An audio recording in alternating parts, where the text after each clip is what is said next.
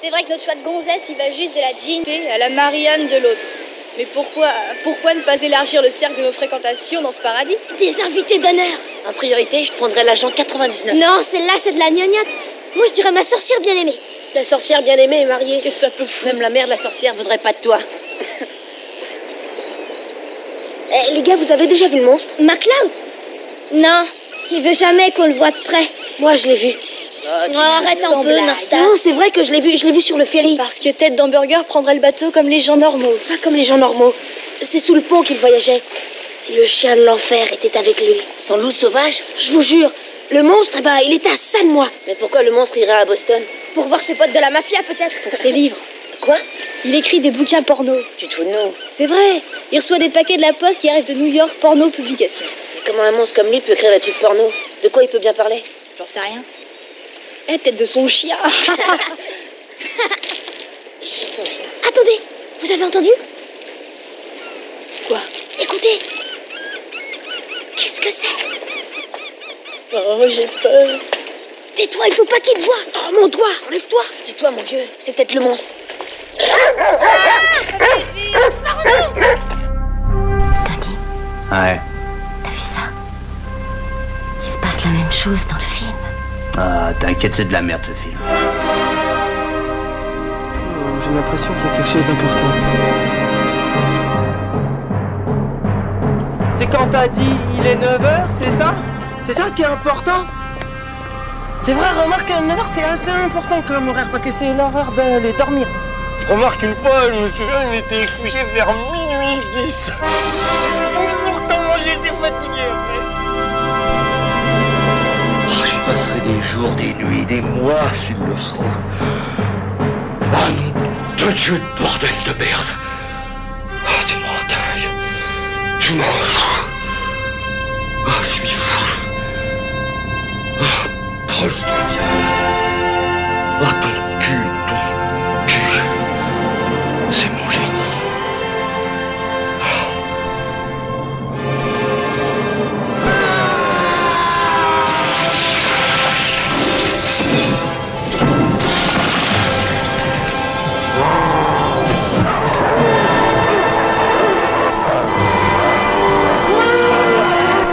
Euclid's Proposition 47. Now, this is the famous one, Neustadt.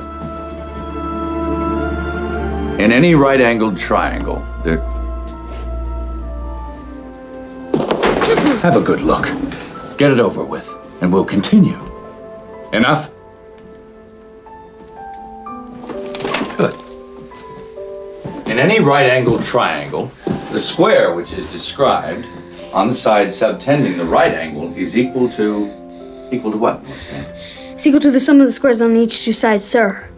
Bonjour et bienvenue, vous écoutez Le Cinéma est mort, l'émission nécrophile de Canal B avec bien sûr le docteur Moreau. Bonjour Antonin. Salut les kids. Antonin qui est perché sur la scène de la grande salle du Nouvel Arvor qui devrait bientôt ouvrir ses portes. Il est à l'aise comme un pape. C'est chez moi. Ça se dit à l'aise comme un pape? Moi, je pense que le pape, il est plutôt cool comme mec, okay. Il est à l'aise. Quoi. J'étais en train de me dire que le dernier extrait qu'on vient d'entendre là à l'instant avant que je parle, le mixage était vraiment super. J'adore entendre le souffle du gamin, tu sais, qui est en train de paniquer parce que Mel Gibson vient de... Parce qu'aujourd'hui, quand même, on continue de fêter notre anniversaire entre nous avant de le faire enfin en public avec au Stade de France. Des cotillons, avec des feux d'artifice et tout le bordel. Donc on continue tranquillement de fêter nos 15 ans. Et on s'est dit... Il y a quand même une occasion qu'on ne pouvait pas rater, la sortie en Blu-ray de L'Homme sans visage. On va se faire une petite émission spéciale Mel Gibson. En parlant de son moins bon film. Alors attends, on va revenir là-dessus de toute façon tout à l'heure, hein, mais... Le fait est que ça faisait quelque temps quand même qu'on n'avait pas vraiment abordé le sujet Mel Gibson, alors que d'autres... Au moins 2 mois. Non mais sérieusement, je veux dire, en prenant le temps de... alors que d'autres s'amusent à le faire, je pense notamment à l'équipe de Capture Mag, hein, qui a, pour tous ceux qui connaissent, je pense nos auditeurs connaissent un petit peu cette équipe et ce podcast, hein, qui nous a sorti donc un podcast de 3h45 sur Mel Gibson. Je pense très honnêtement qu'ils auraient pu faire plus court, mais en même temps c'est exactement le genre de choses qu'on pourrait nous reprocher à nous, donc je vais pas non plus leur jeter la pierre. Et il y a quand même des choses qui n'étaient pas complètement abordées dans leur podcast. Mais c'était très bien quand même. Oui, non, mais je vais pas me mettre à faire de la critique de podcast non plus, je suis assez mal placé pour ça. Mais il y a des choses qui n'étaient pas abordées, il me semble quand même, dans tout ce qu'il traitait. évidemment, et je comprends très bien pourquoi, on passe assez vite sur la première réalisation, on aborde surtout justement ce qui manque. On y reviendra d'ailleurs nous sans doute aussi.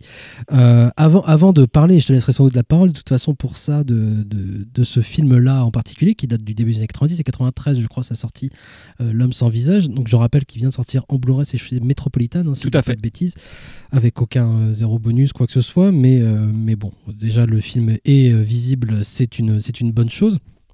Moi, j'aurais aimé revenir justement sur ce début des années 90. Qu'est-ce qui, voilà, pendant 3-4 ans, ce qui se passe avant que Mel Gibson se lance vraiment concrètement dans la mise en scène et puis de façon, je veux dire, investie un minimum, même s'il le sera encore plus par ses réalisations suivantes. Mais là, il est bon.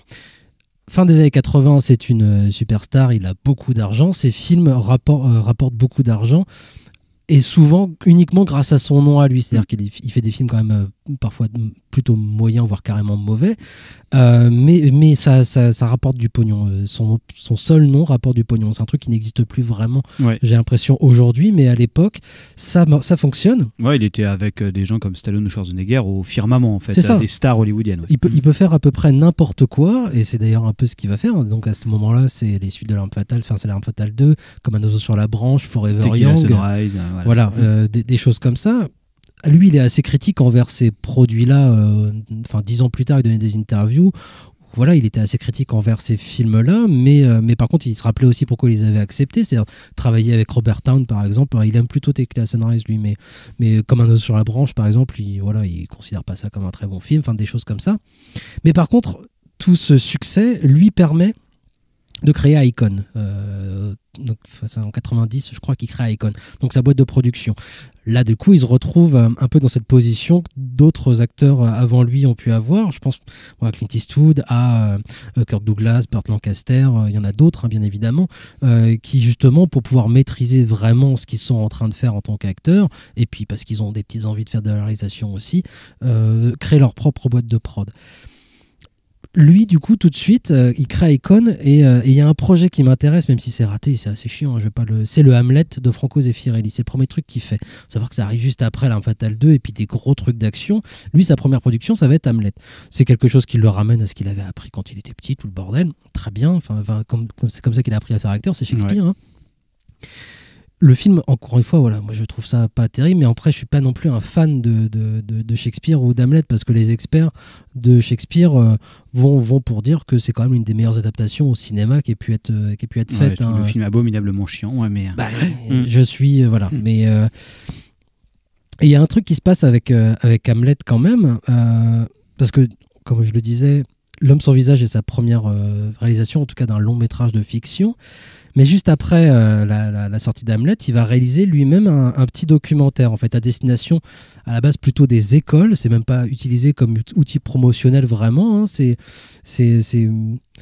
peut-être pour se faire la main, justement. Il réalise un petit documentaire de 50 minutes qui s'appelle Mel Goes Back to School. Et c'est Mel Gibson qui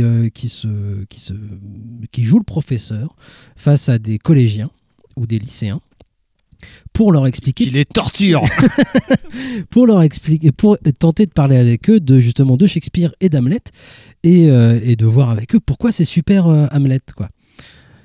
Et puis dépoussiérer un petit peu le mythe autour de Shakespeare. Ça fait 400 ans que tout le monde fait du Shakespeare, voilà. Sortir un peu du musée, évidemment, quoi. Pour un collégien, c'est pas bandant tout ça. Et le documentaire en lui-même n'est pas forcément super, hein, mais ça annonce par exemple quelque part Looking for Richard de Al Pacino. C'est assez intéressant pour ça. Je pense que Al Pacino s'est inspiré lui aussi de Mel Gibson. On parlera de l'influence de Mel Gibson. On fera une autre émission spéciale là-dessus. Mais par contre, il y a un truc qui est fascinant tout de suite, hein, c'est dès l'introduction du documentaire. C'est Mel Gibson donc face à une horde de... Alors beaucoup, c'est même des étudiants plus vieux qui va présenter Shakespeare et qui leur explique « Mais Shakespeare, c'est génial! C'est un type qui veut se venger, il y a de l'inceste, il y a de la violence, il y a de la bataille, c'est violent, c'est cruel, c'est dégueulasse, c'est super, vous allez adorer. » C'est comme ça qu'il va lancer la machine.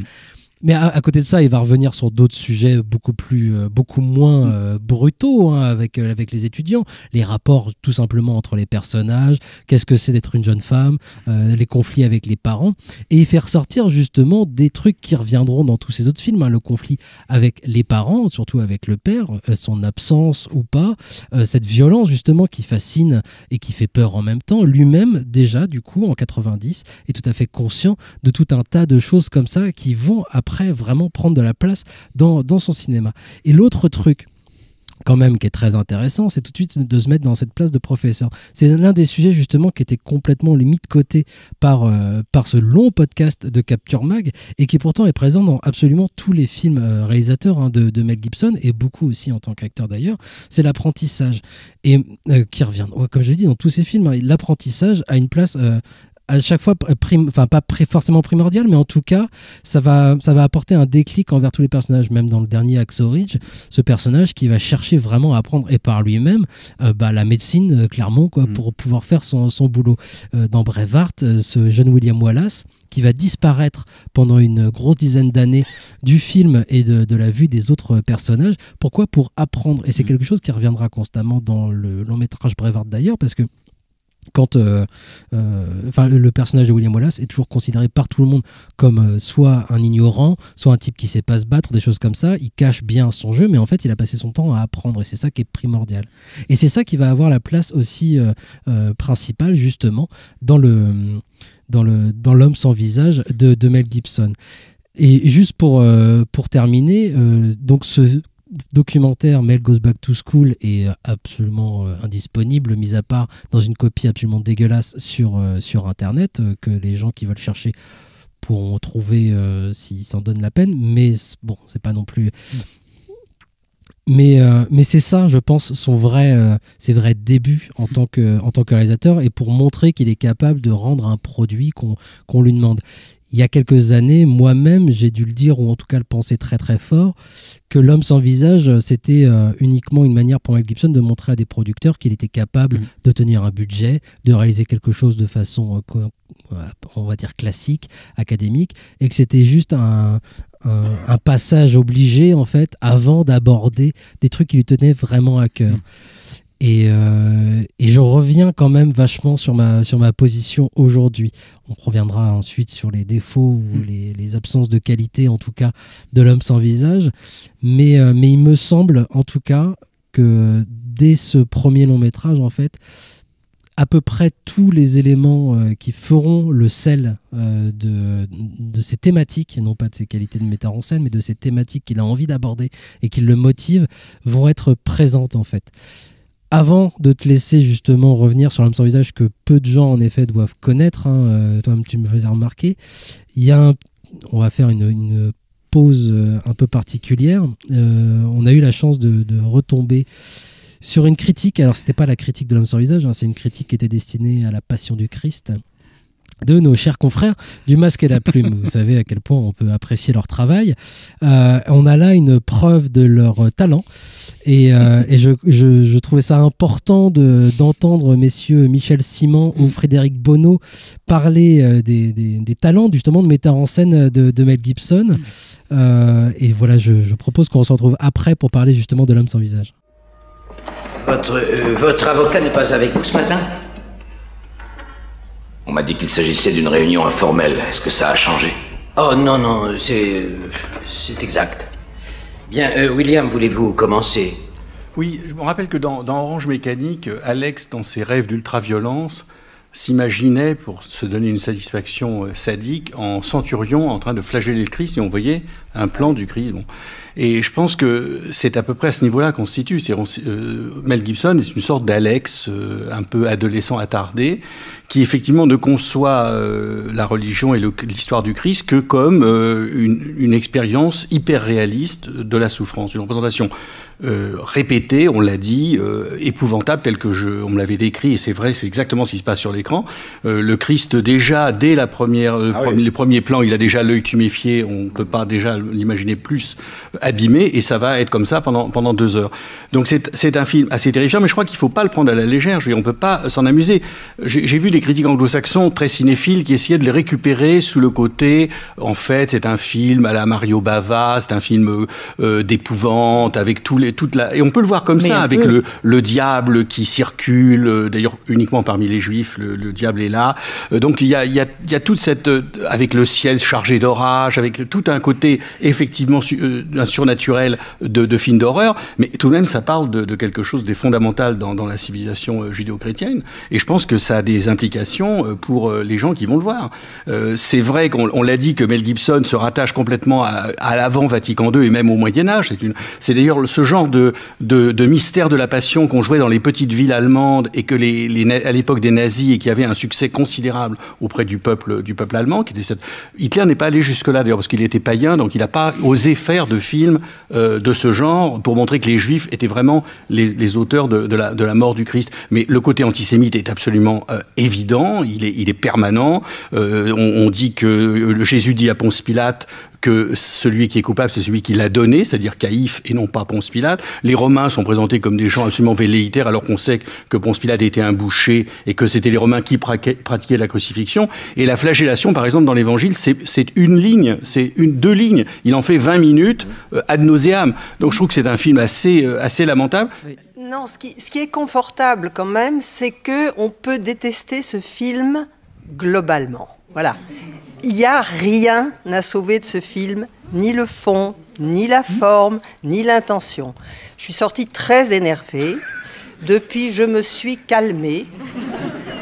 Parce que, franchement, quand je suis sortie de là, j'avais exactement ce sentiment qu'on a eu un moment avec Le Pen, quand Le Pen était très très haut dans les sondages, et où on écrivait et où on disait « plus on en parle, plus on en parle. Faut pas en parler ». Évidemment, pour Gibson, c'était trop tard.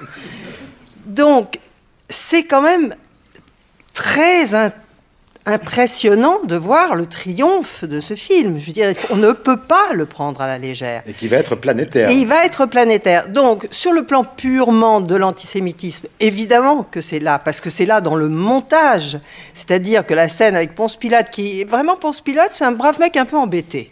Et qui obéit à sa femme. Il est un peu embêté. Oh là là, mon Dieu, quel foin, quel tintouin, alors. Et il y a Caïphe, le grand prêtre de Jérusalem. Crucifiez-le, crucifiez-le. Enfin, pas que lui, tous les rabbins. Et tous les rabbins, très luxueux, très chic sur eux. Très Rembrandt. Très chic sur eux. Et effectivement, quand il s'en lave les mains, c'est simplement parce qu'il a les mains un peu poussiéreuses. On lui amène une bassine de dentiste et il se rince les mains. Mais je veux dire, c'est effrayant sur le fond. Je pense que sur le plan de l'antisémitisme, ça n'avivera les sentiments antisémites que de ceux qui les avaient déjà. Mais tout le reste est à l'avenant. Tout le reste est à l'avenant. Et d'une complaisance. C'est obscène. C'est un film obscène. En effet, bien costumé, bien maquillé, bien costumé. La seule, je trouve, qui émerge de ce magma sanglant, de ce quartier de viande. En plus, même, moi qui ne suis pas chrétienne, non mais une seconde, moi qui ne suis pas chrétienne, je pense que ce film est plus choquant pour les chrétiens que pour n'importe qui. Je sauve Marie, Maya Morgenstern, qui ne fait rien et qui a un beau visage. Enfin, quelqu'un qui ne fait rien et qui a un regard. Lui, le pauvre Christ, il n'a pas de regard puisqu'on lui ferme l'œil comme dans Rocky 3, 5 minutes après le début. C'est un film ignoble. C'est insupportable et en plus, moi je vais jusqu'à penser, et alors il faut peser ces mots, bien sûr que tuer des gens et faire un film, ce n'est pas la même chose.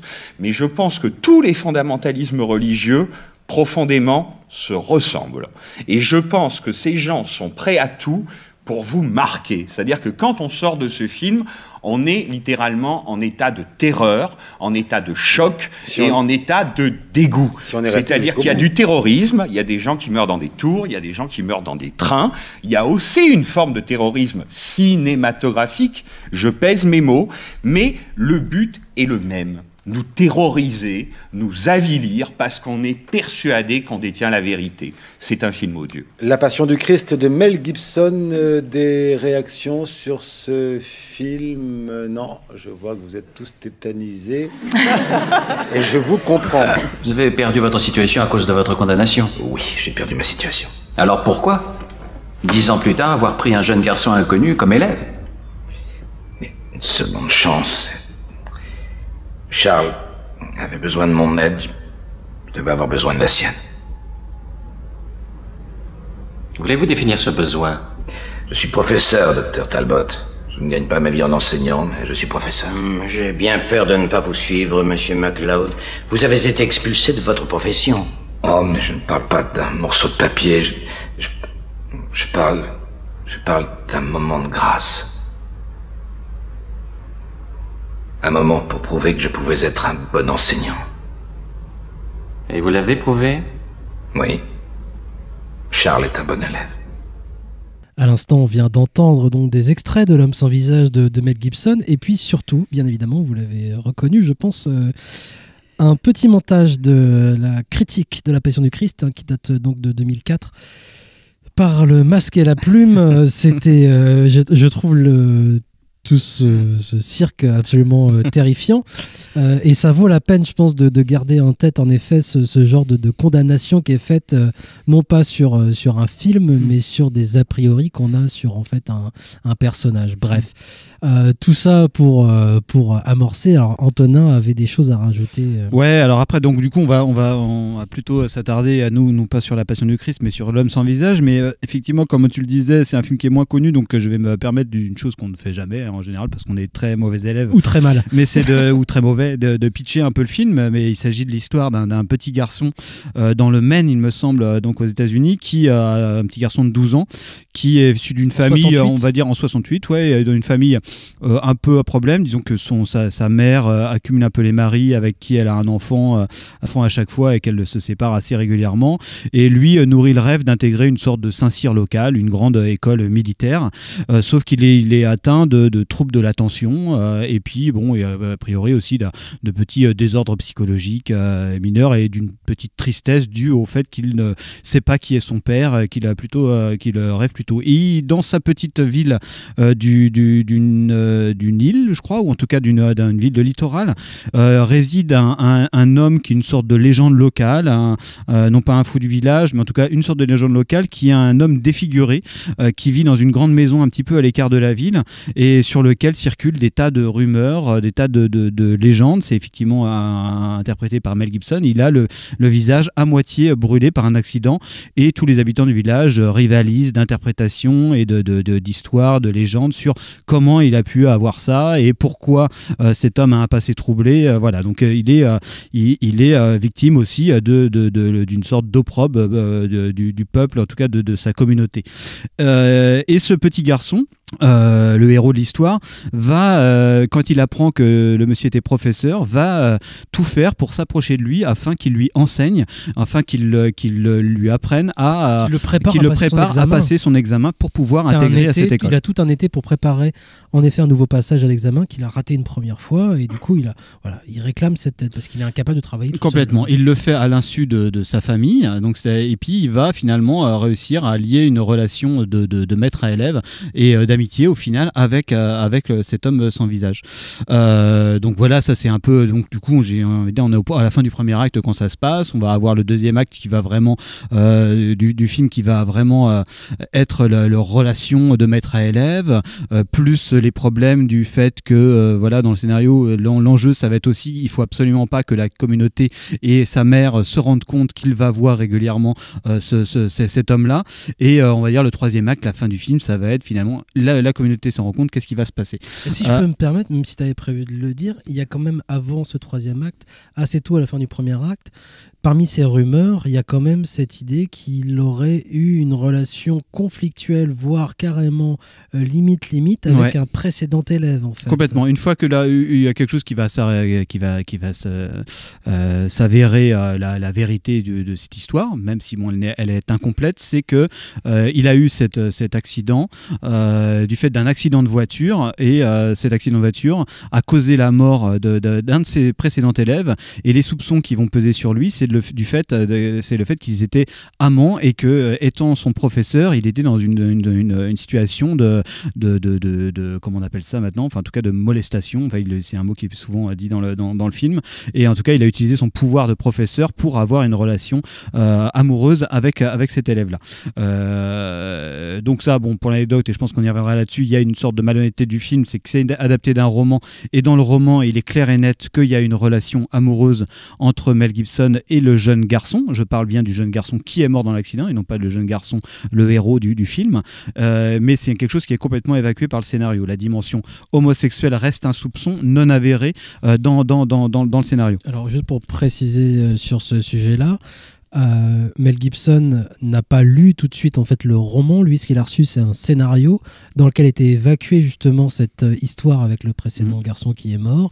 C'est ça qui lui a plu, et quand il a découvert plus tard le roman, et qu'en effet le roman, alors visiblement le roman il suggère de façon un peu explicite, mais c'est pas quelque chose non plus de très très établi. Moi je l'ai pas lu, donc je me base sur des récits d'autres gens qui l'ont lu. Mais voilà, et ça, en effet, ça ne l'intéressait pas, et il préférait, selon ses propres dires, rester sur une note plus positive. Ouais.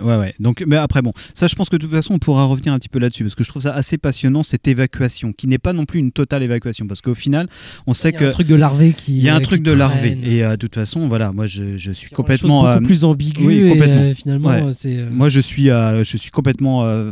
disons que je suis complètement passionné par Mel Gibson, mais par contre, ça ne me fait pas évacuer certains problèmes qu'il peut y avoir, et clairement, l'homophobie en est un chez Mel Gibson, mais une homophobie qui circule à la crypto-homosexualité aussi, quoi. Enfin, il y a quelque chose chez Mel Gibson qui est la violence finalement. Voilà, il y a un petit truc très très paradoxal là-dessus.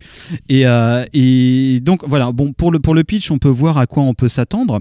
Et bon, disons-le tout de suite, L'homme sans visage, c'est pas un film excellent, c'est pas un très très bon film.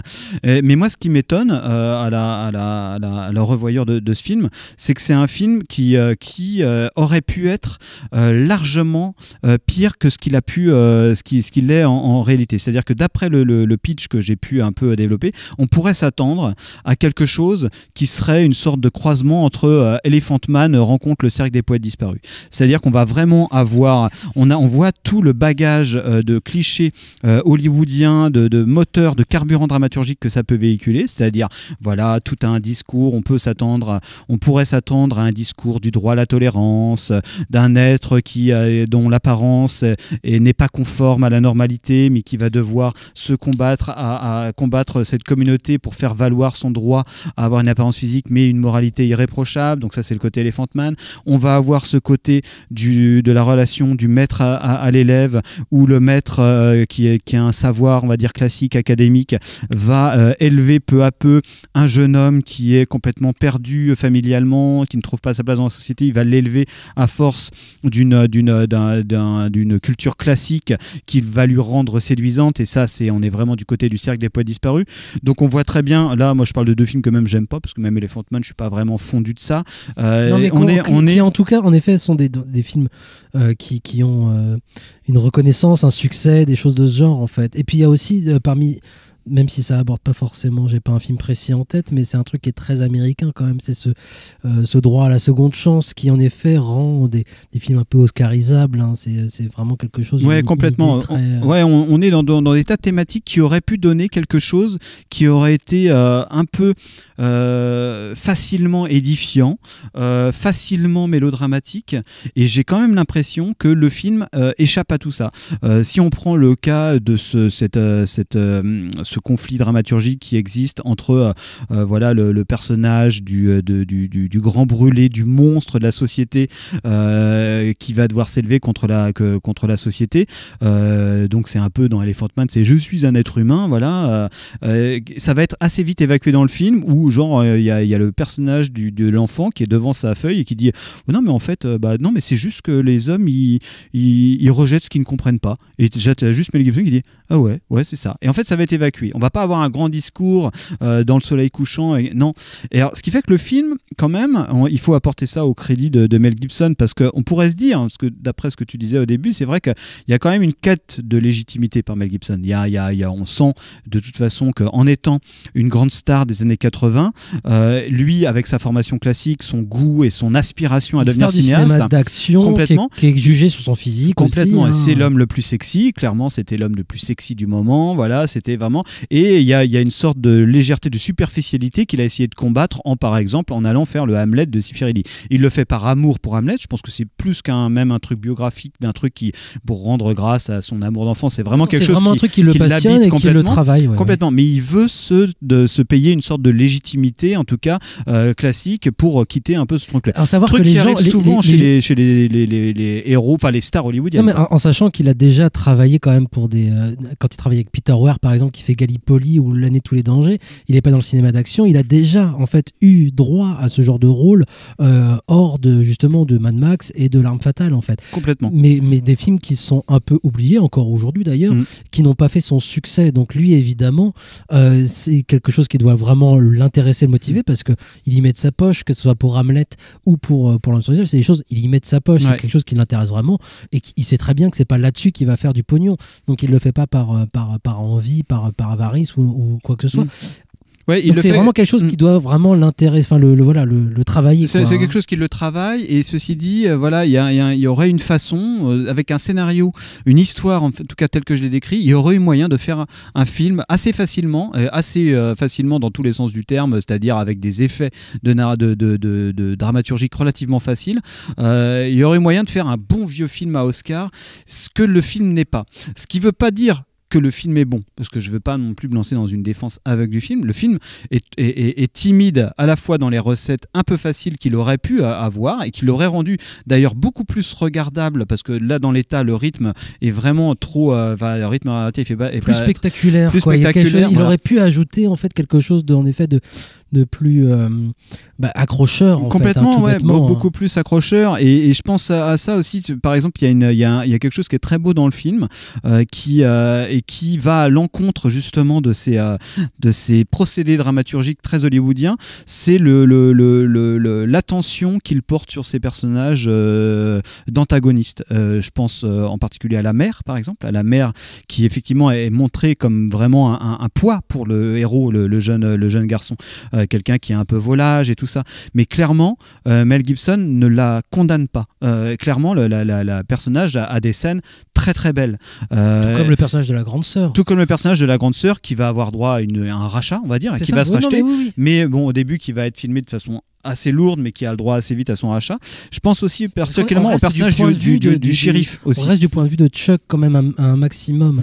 Il évite, enfin il reste pas axé complètement et exclusivement sur le point de vue de l'enfant, mais malgré tout les personnages sont représentés tels que peut les concevoir ce gamin de 12 ans. Ouais, et encore il va pas assez, parce qu'il y a un autre côté sur lequel c'est un peu timide à ce niveau-là. C'est très timide, parce que par exemple finalement ce récit-là, alors moi j'ai pensé par exemple à ces fameux films genre E.T., Totoro, Quelques minutes après minuit, où on a des récits de guérison, des fables de guérison, où un jeune garçon, en général je dis c'est un jeune garçon parce que souvent c'est les garçons. Totoro justement c'est différent. C'est une fille, mais en tout cas où quelqu'un a une perte, ou a une angoisse de la mort, une angoisse de la perte.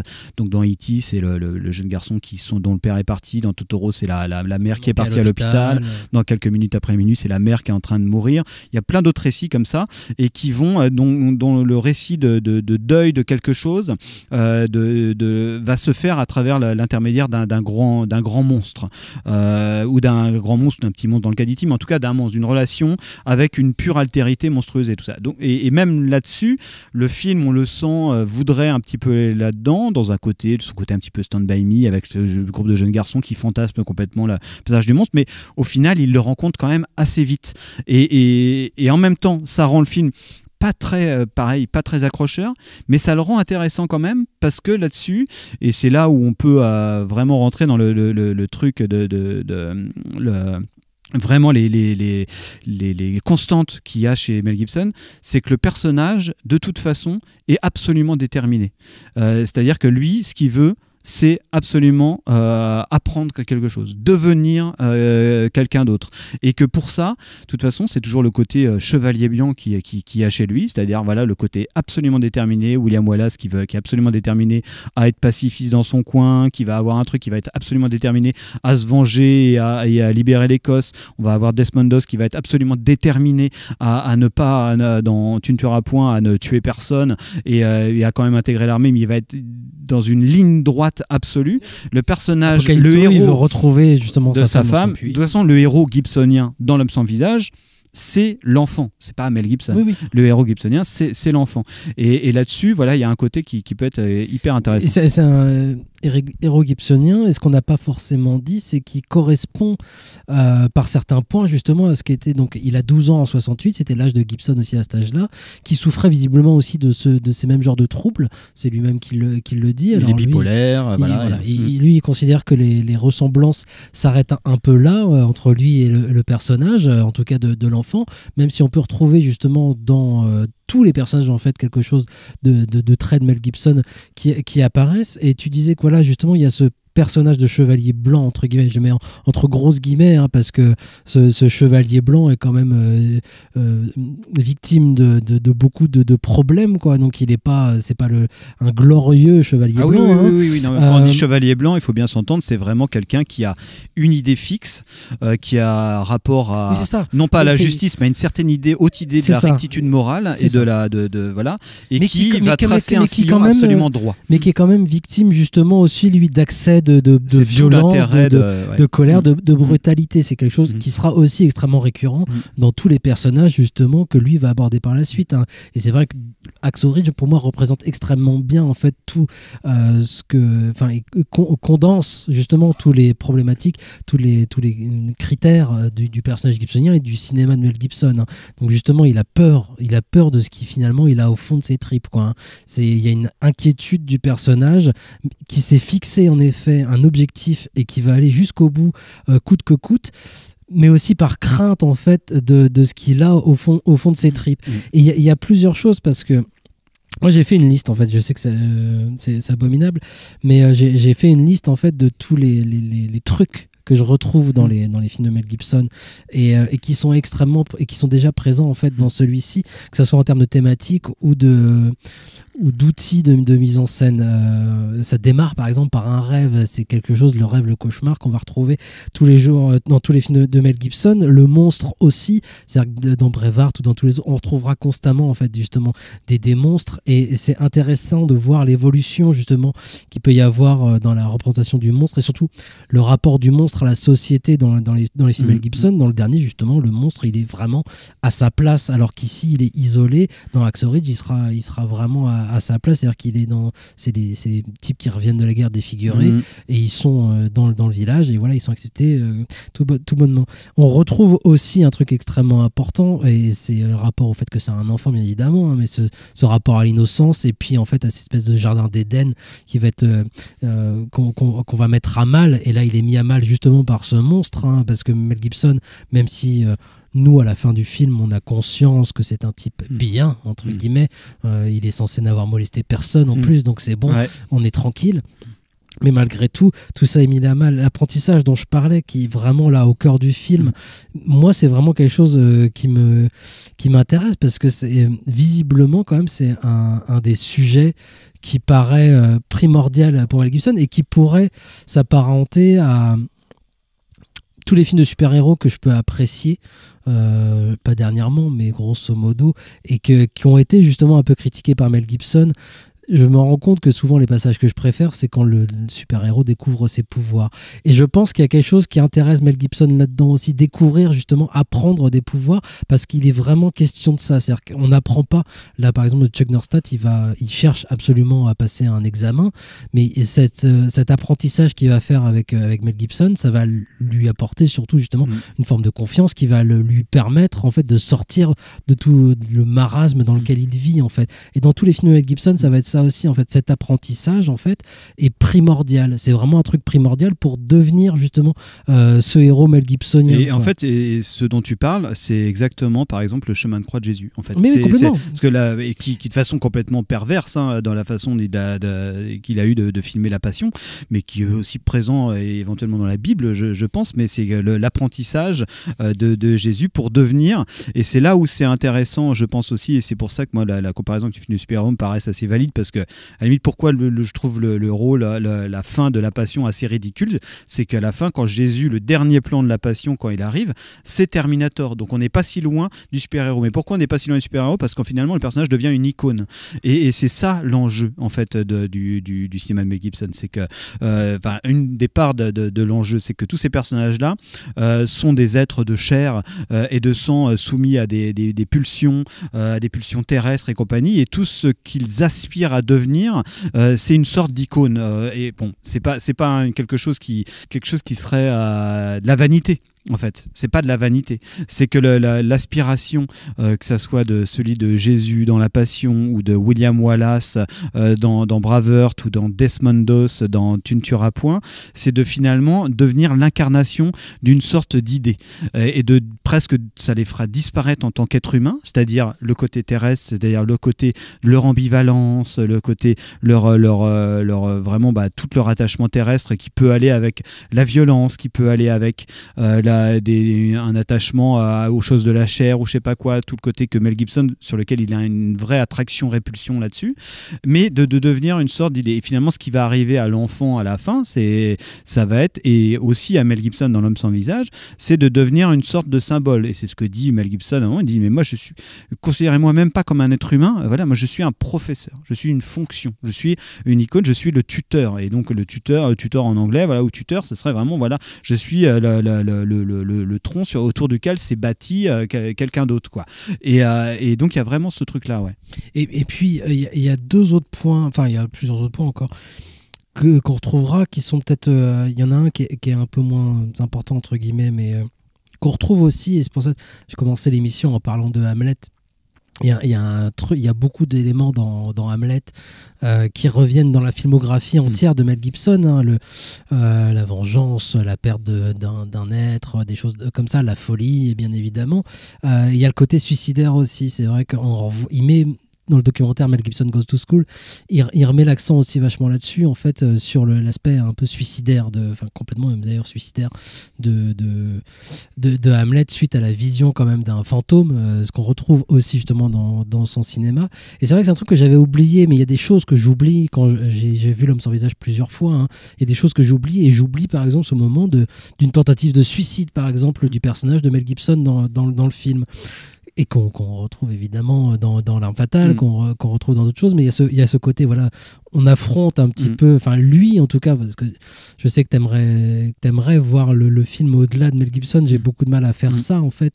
Je vois justement le Mel Gibson d'à l'époque, et puis je vois dans L'Homme sans visage aussi le Mel Gibson, un truc prémonitoire de ce qui lui arrivera 10 ans plus tard.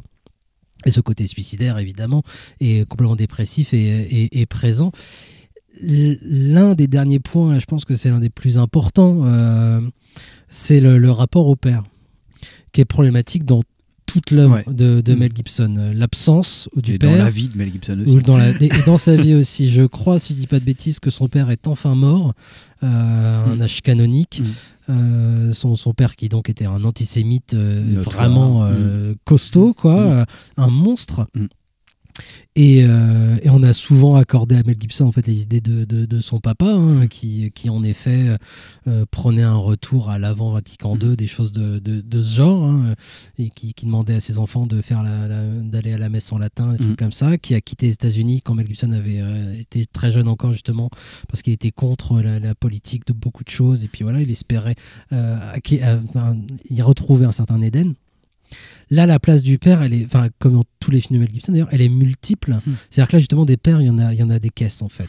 Il y a son père à lui, à Chuck, ce personnage principal de Nick Stahl, qui est mort, qui est donc absent, qui est remplacé par d'autres gens qui lui paraissent grotesques.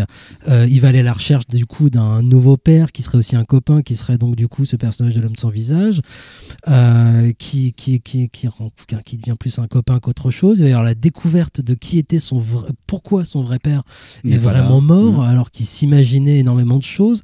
C'est quelque chose qu'on va retrouver dans tous ces films, y compris en tant qu'acteur, et dernièrement encore plus. Dans Braveheart, il y en a une quantité des pères. Dans Braveheart, ça n'arrête pas. C'est une succession. Que des pères affreux. C'est une succession. Ou quand t'as un père un peu bon, il meurt, quoi. Mais c'est ça. Non, mais c'est une succession de pères Braveheart. C'est assez fascinant quand même à voir. Son premier quart d'heure, son vrai père meurt. Il est remplacé par son oncle. Il revient. Du coup, on voit un autre père. C'est le père, le roi d'Angleterre. Et puis, enfin bref, ça n'arrête pas dans. Non, ça n'arrête pas. Jusqu'à la passion où le père c'est Dieu. Le père c'est vraiment le père. Il est défaillant parce qu'il n'aide pas son enfant. Pourquoi m'as-tu abandonné? Dans Hacksaw Ridge, on verra justement une séquence terrible où justement il essaye de tuer son père. Il le braque avec un flingue quand même. Puis son père va venir le sauver finalement. On voit là constamment Apocalypto, il voit son père se faire égorger sous ses yeux. Enfin, ça n'arrête pas. Et puis ça, évidemment, même si le film est très mauvais, dans Bloodfather par exemple, où il va aller tuer son père adoptif qui était justement un nazi. Enfin, ça n'arrête pas. Et donc, dans le rapport de Mel Gibson avec son père, c'est intéressant. Moi, il y a un autre truc qui m'intéresse au-delà de ça, de cette recherche de paternité, c'est le rapport vraiment au cinéma de Mel Gibson. Plus je vois, enfin, je commence à quand même bien connaître son cinéma à lui. Il y a quelque chose que je m'étais un petit peu amusé à faire, encore une fois, c'est des listes.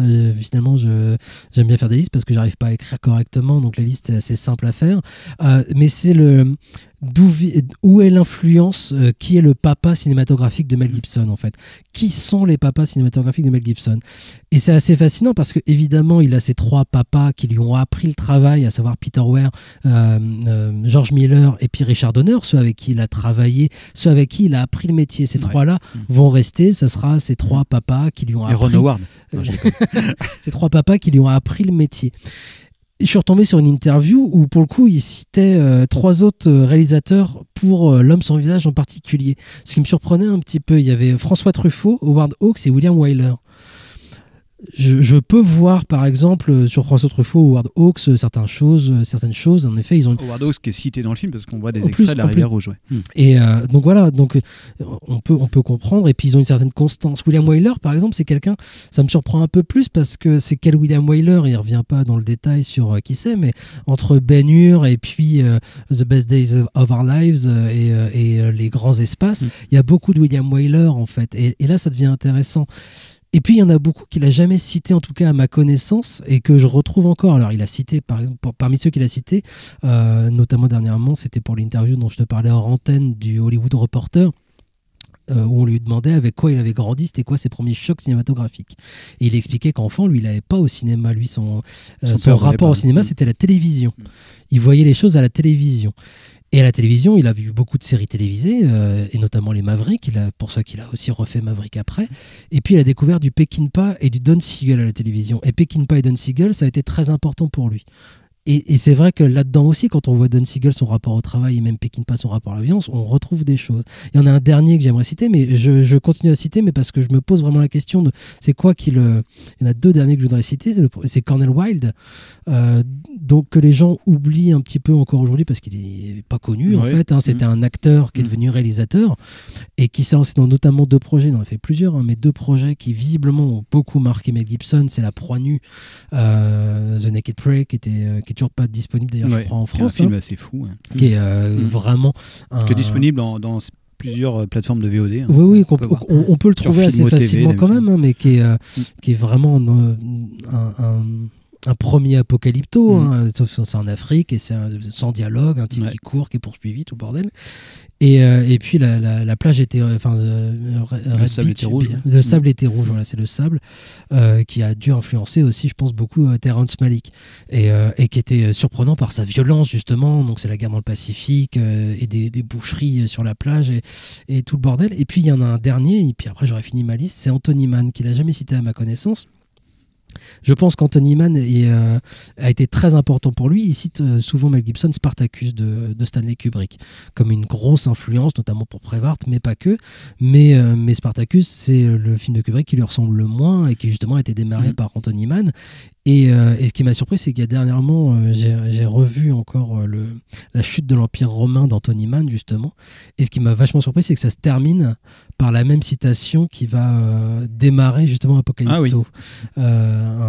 Un peuple ne peut pas être conquis de l'extérieur s'il n'a pas été détruit de l'intérieur. Voilà. Et ça se termine comme ça, la chute de l'Empire romain. C'est exactement comme ça que démarre Apocalypto.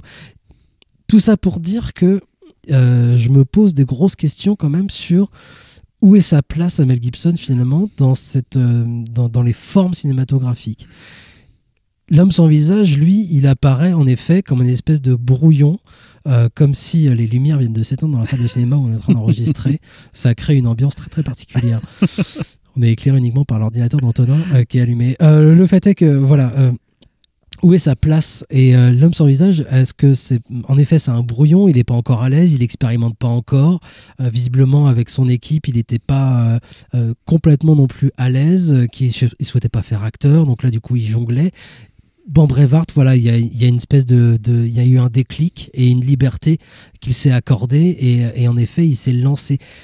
Et c'est ce qui manque, enfin voilà, ce déclic-là. Ah ouais. Et qui passe quand même vachement par un usage de la violence ou de quelque chose qui serait de profondément ambivalent, quoi. C'est pour ça que c'est vraiment sûrement un gros problème que d'une part la faute du personnage incarné par Mel Gibson dans L'Homme sans visage soit atténuée. C'est vraiment un problème. Je pense que là, on se rend compte que c'est un accident, voilà, point barre, qu'il n'y ait pas eu vraiment quelque chose qui soit de son fait. Ça, c'est vraiment un problème. Sachant qu'il a été jugé quand même coupable pour ça. Hein. Oui, il a été jugé, mais homicide involontaire, quoi. Voilà, normal. On se tient en fait ce jugement que le spectateur peut avoir sur le fait qu'il est innocent, qu'il n'a jamais molesté personne.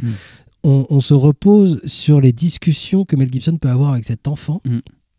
Mais pas sur des jugements qui ont été faits. Hein. Oui. Non, mais une espèce d'ambiguïté qui se crée quand même là-dedans. C'est-à-dire que nous, en tant que spectateurs, on croit à ça parce que le personnage le dit et qu'il est convaincant. Quand il le dit, il n'y a pas de problème. Genre, mais il est absolument convaincant. L'enfant, Chuck Norstadt en face de lui, le croit aussi. Donc, parfait. Leur relation, en tout cas, est propre. Elle se termine par un gros câlin, mais elle est propre. Le fait est qu'il a été condamné malgré tout pour ce truc-là. Oui, mais c'est très étonnant.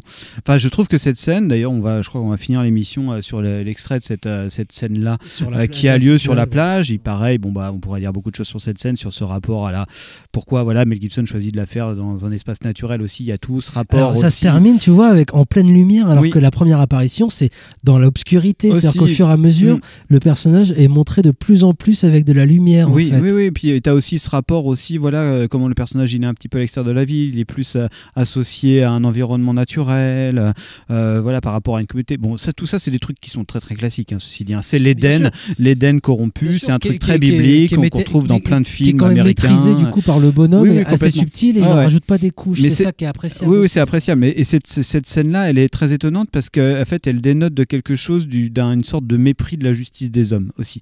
Et ça, c'est quelque chose qui, de toute façon, est hérité de son côté très chrétien, de toute façon. Hein. C'est que ce que lui demande Mel Gibson, au jeune Nick Stahl, dont on dit, faut le dire aussi parce que je trouve que Nick Stahl, il est incroyable là-dedans. Enfin, vraiment, c'est quelqu'un qui a pas trop de carrière après. Hein. Il a joué dans Terminator 3, mais en tant que gamin acteur, tu dis quand même, c'est fou. Enfin, le mec, il est vraiment, il est très très fort, surtout dans un rôle pas évident. Hein. Dans un rôle pas évident, puis surtout en faisant pas trop, en jouant pas le gamin qui joue l'adulte et tout ça. Enfin bon, bref, il est très très fort. C'est un très bon exemple de bon enfant acteur, quoi.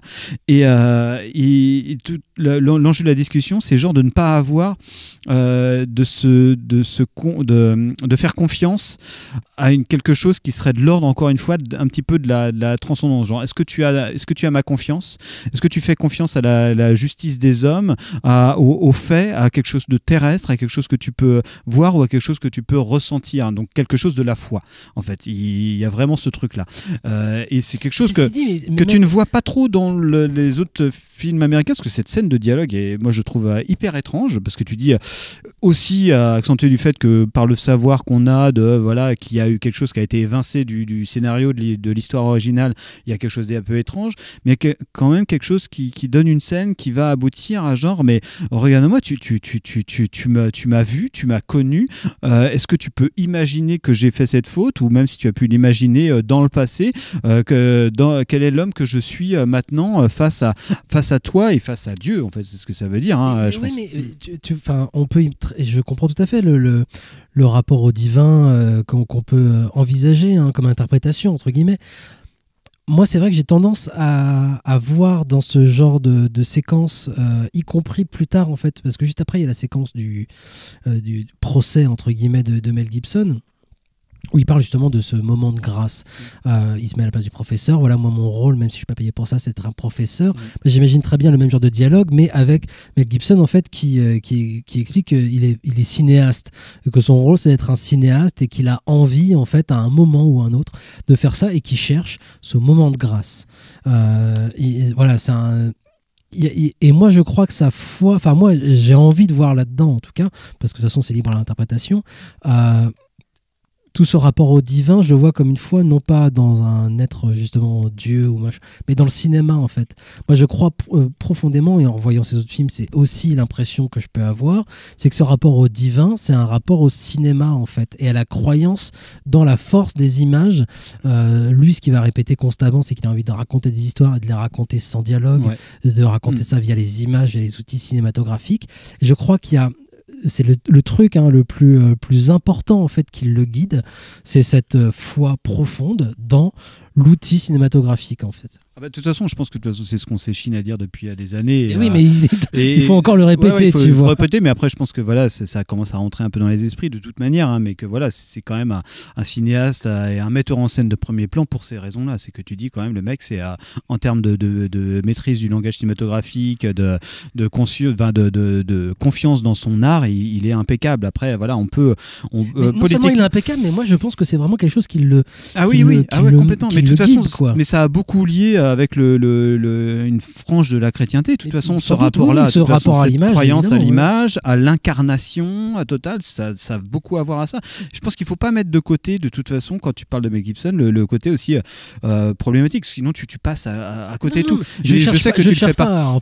C'est vrai. Faire une espèce de chevalier blanc lui-même, c'est pas du tout. C'est vrai que tu as un rapport, par exemple, dans ce rapport de genre, tu me fais-moi confiance, regarde-moi dans mon âme et je sais pas quoi, d'individu à individu, il y a aussi un mépris total pour toute forme de la justice des hommes et de toute forme d'organisation sociale. Je pense que, et là, c'est dans L'Homme sans visage, c'est déjà là, c'était déjà le cas dans Braveheart, c'est le cas dans tous ces films. On a ce truc de l'Éden. Il faut se battre pour que la société t'accepte. Alors, il y a certains personnages qui sont capables de se battre et il y a d'autres personnages qui sont pas capables de se battre. Je pense qu'il y a aussi une grosse misanthropie. Ouais, il y a une misanthropie dans son cinéma, mais qui est très ambivalente, hein, je pense. Enfin, c'est très. De toute façon, tout le cinéma de Mel Gibson est double, et c'est pour ça qu'on l'adore. C'est que tu dis, il est pas confortable quelque part, même politiquement et tout ça, mais il a un côté simple, même dans le rapport de la violence où il t'en fait jouir et puis il te dégoûte de ça. C'est son côté, je pense, très très bizarre. Au-delà du rapport à la violence, je pense qu'il est de l'école Sam Peckinpah. C'est pour ça que d'ailleurs tout à l'heure j'ai fait une grosse liste des cinéastes qu'on peut influencer. Je pense que chaque cinéaste l'a influencé de manière différente. Je pense que Sam Peckinpah par exemple lui rapporte ce truc là, c'est-à-dire que c'est pas l'un ou l'autre, c'est plusieurs choses en même temps. C'est-à-dire que la violence elle est absolument écœurante et en même temps elle est fascinante, et il y a toujours ça chez Mel Gibson. Oui, bien sûr. Et ce monstre par exemple qui est pas si monstrueux et pas écœurant justement, il est montré comme quelqu'un au départ de peut-être terrifiant, peut-être, mais en fait on l'appréhende assez facilement, cet homme sans visage.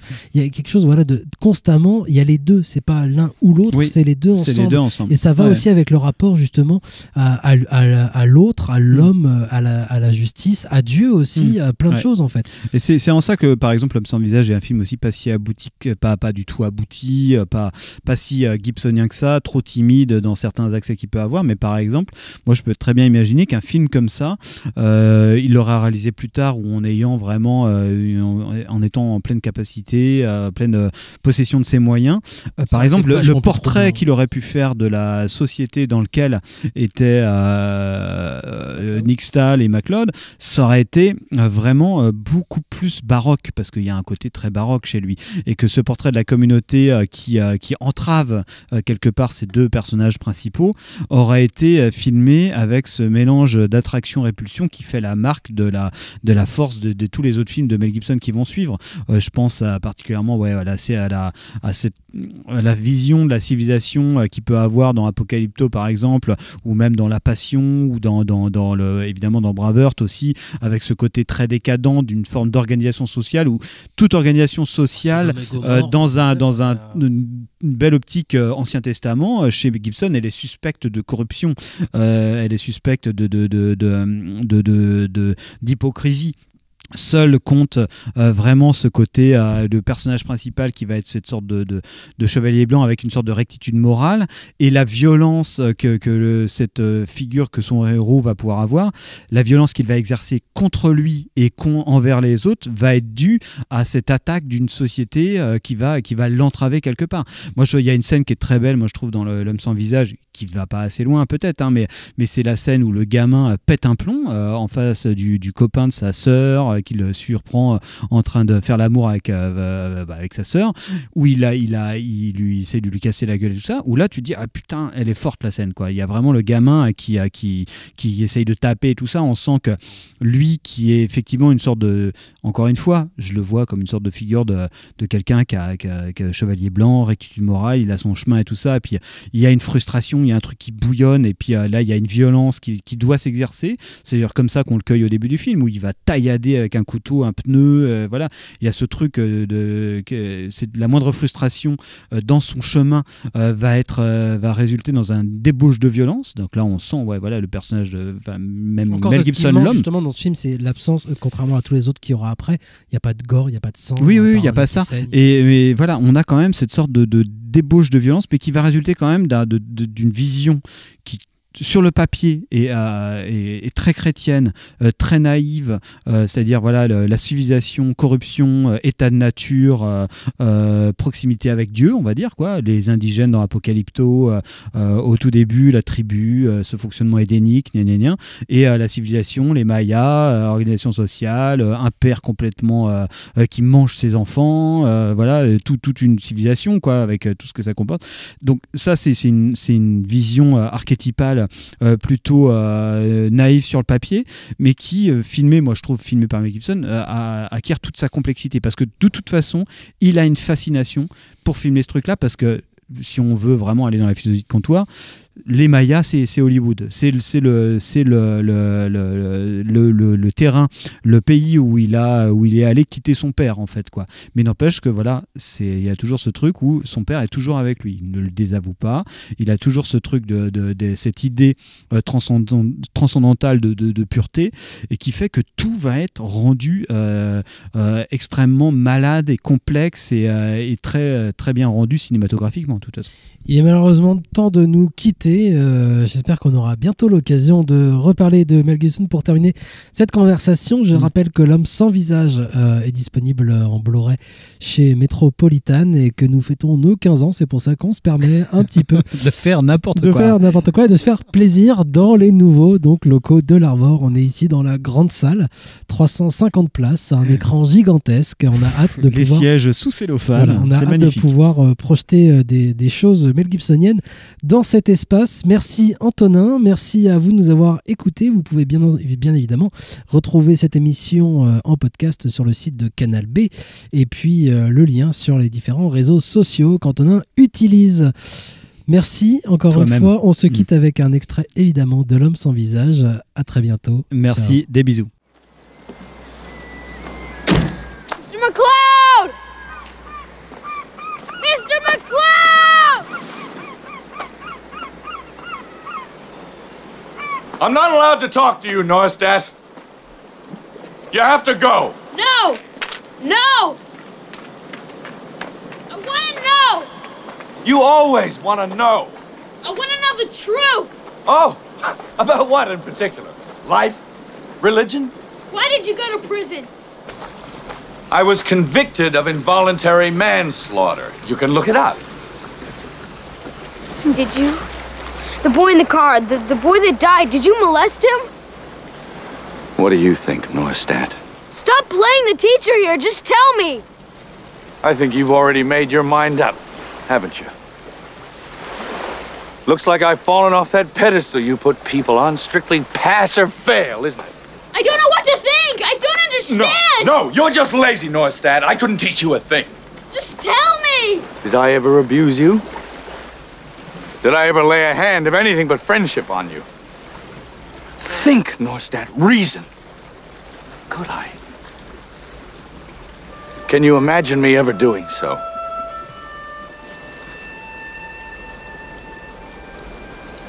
And what about the past? What do you see?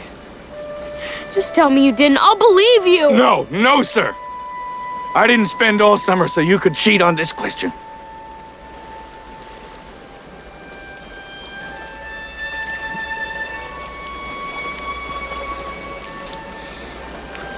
I'm sorry. I didn't know what to think. I'm sorry. It's all right, Charles. It's not your fault.